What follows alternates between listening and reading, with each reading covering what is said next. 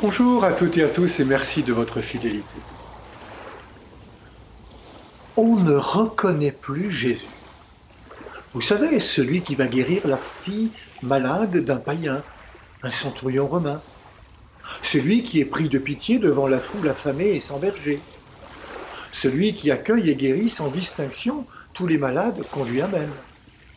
Ici, Jésus résiste devant la supplication de cette femme cananéenne dont la fille est tourmentée par un démon.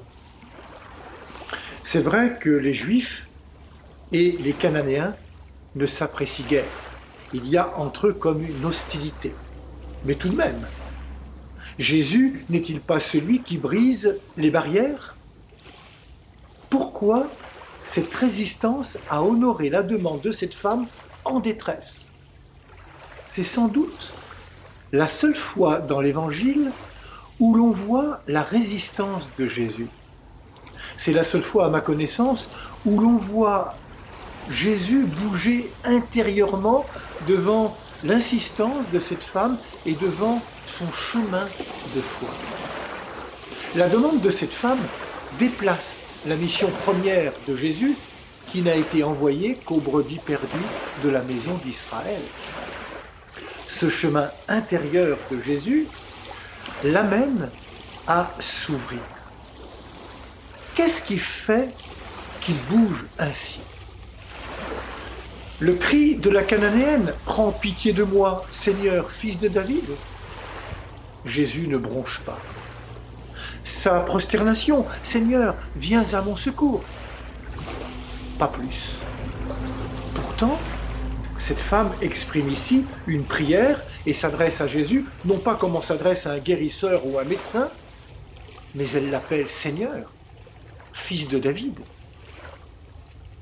Pas à pas, à travers son cri et sa supplication, elle révèle sa foi.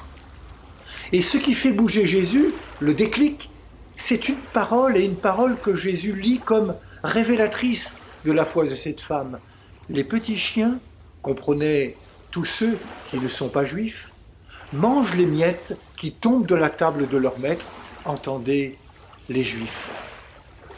Cette femme ne triche pas, elle est vraie. Elle reste à sa place en ne revendiquant pas de prendre la place du peuple élu. Elle accepte sa différence, son altérité. Et c'est là que Jésus reconnaît en elle la foi. Et c'est là, à ce moment précis, que Jésus change d'attitude et offre la guérison à la fille de cette Cananéenne. La foi de cette femme abolit la différence. Il n'est plus question de Cananéenne ou de petit chien, il est question de la foi de cette femme. Femme, ta foi est grande. Et cette foi permet à Jésus d'affirmer en acte que le salut voulu par Dieu est offert à tous. Ce jour-là, ce n'est pas Jésus qui est allé vers les païens, mais les païens qui sont venus à Jésus dans la foi. Oui, la foi sauve.